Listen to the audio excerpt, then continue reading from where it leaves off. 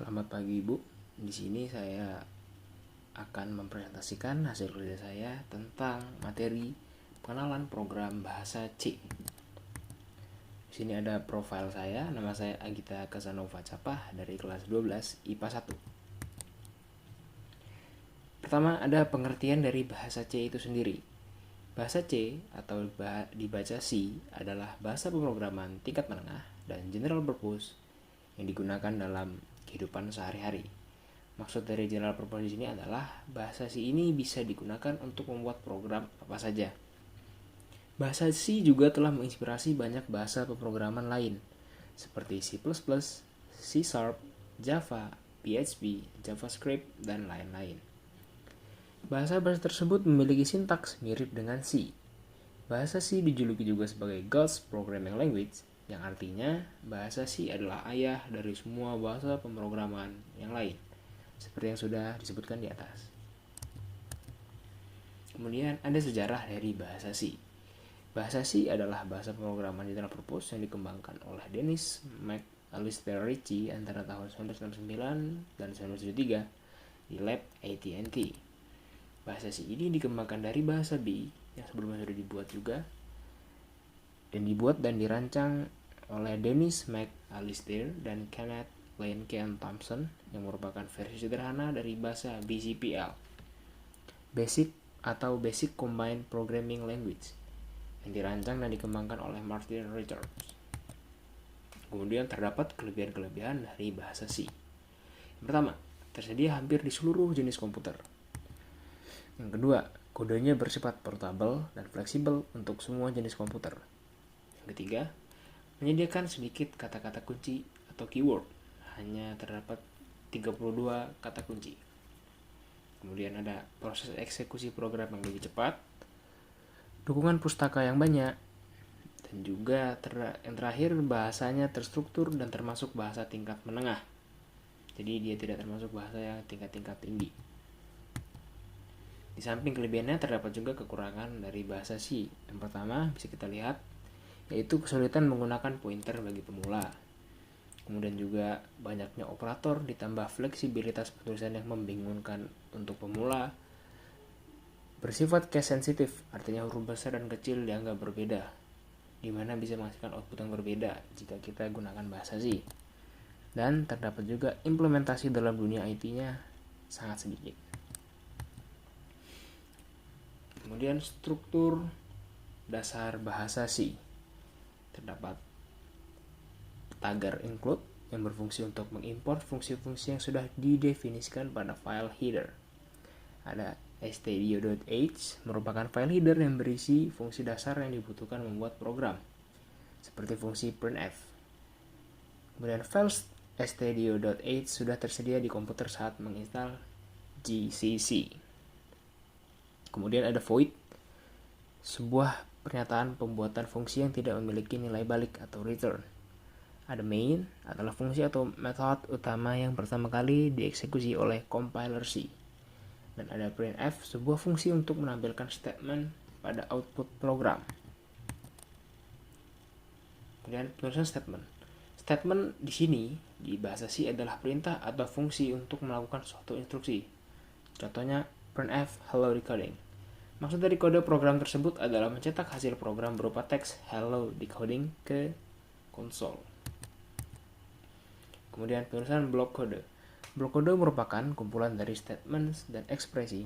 Blok kode pada C dibungkus dengan tanda kurung, kurawal, yang contohnya seperti berikut ini.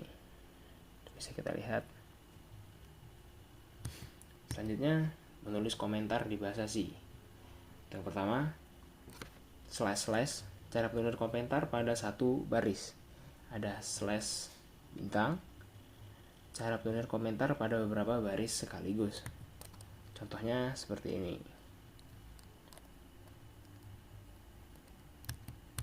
Kemudian ada komponen-komponen program. Yang pertama ada keyword. Merupakan kata yang telah memiliki makna khusus yang tidak dapat diubah oleh pemrograman. Kata kunci tersebut antara lain ada auto, double, integer, struct, break, else, long, switch, case, enum, register, type div, char, exter, dan sebagainya. Bisa kita lihat di sini. Kemudian yang kedua, ada identifier. Adalah nama unik yang dapat kalian ingat, yang bisa kita ingat, yang diberikan dalam entitas program C, seperti variabel dan fungsi. Identifier terdiri atas rangkaian karakter dengan aturan sebagai berikut. Yang pertama, tidak boleh sama dengan keyword dalam bahasa C. Yang kedua, disusun dari kombinasi huruf besar dan kecil, angka, dan juga underscore atau garis bawah. Kemudian harus dimulai dengan huruf atau underscore, dan dia bersifat case sensitive. Artinya huruf besar dan kecil dianggapnya berbeda. Kemudian ada tipe data. Merupakan sebuah pengelompokan data untuk memberitahu compiler atau interpreter bagaimana programmer ingin mengolah data tersebut. Ini dari Wikipedia disadurnya. Dan tipe-tipe datanya sebagai berikut. Ada char, tipe data yang berisi satu karakter. Ada integer atau int tulisannya, yaitu tipe data berupa angka. Ada float, tipe data berupa bilangan pecahan. Dan ada double, tipe data seperti float dengan ukuran penyimpanan yang lebih besar.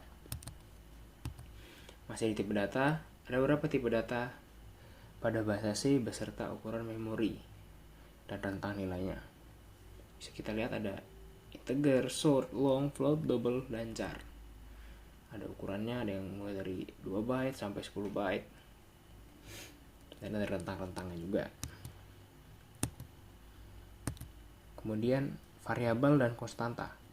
Variabel adalah sebuah identitas yang dapat menampung suatu nilai. Penulisannya seperti berikut. Tipe data nama variabel, titik koma. Tipe data nama variabel sama dengan nilai, titik koma. Kemudian konstanta. Konstanta mirip dengan variabel, akan tetapi tidak dapat diubah nilainya. Penulisannya dilakukan sebelum metode main. Dalam penulisan variabel terdapat aturan-aturannya. Jadi nggak sembarangan. Di antaranya itu ada nama variabel tidak boleh didahului dengan simbol dan angka. Nama variabel tidak boleh menggunakan kata kunci yang sudah ada pada bahasa C, misalnya if, integer. Kemudian nama variabel bersifat case sensitive. Dan nama variabel dan juga disarankan menggunakan underscore untuk nama variabel yang terdiri dari 2 suku kata. Contohnya nama underscore lengkap. Ada beberapa contoh deklarasi variabel. Bisa kita lihat. Ada integer, short, long, float, double, char. Identifier ada total harga, usia, jumlah atom, jarak, galat, huruf, dan sebagainya bisa kita lihat di sini. Kemudian output pada bahasa C. Printf digunakan untuk menampilkan semua jenis output yang numerik, karakter, ataupun teks. Ada puts digunakan untuk menampilkan jenis data string dan secara otomatis akan diakhiri dengan perpindahan baris. Kemudian ada putchar digunakan untuk menampilkan sebuah karakter. Kode-kode penentu format tipe data di bahasa C atau bahasa C. Kode %C menampilkan data karakter, %S menampilkan data string, %I, %D menampilkan data bilangan bulat atau integer, %F, %E menampilkan data bilangan desimal, %O menampilkan data bilangan oktal, %X menampilkan data bilangan heksadesimal, dan %U menampilkan data bilangan unsigned. Kemudian input pada bahasa C. Yang pertama scanf digunakan untuk menginputkan data berupa data numerik, karakter, dan string. Ada gets digunakan untuk menginputkan data bertipe karakter dan string. Ada getchar digunakan untuk menginputkan data bertipe karakter. Ada getch digunakan untuk membaca data karakter. GetC digunakan untuk membaca data karakter, tetapi beda dengan getch. Karakter yang diketikkan ditampilkan di layar. Oke, sekian saja presentasi dari saya. Jika ada salah-salah kata ataupun ada error-error di PowerPoint-nya, saya mohon maaf. Sekian yang bisa saya sampaikan. Saya akhiri. Selamat pagi dan terima kasih, Bu.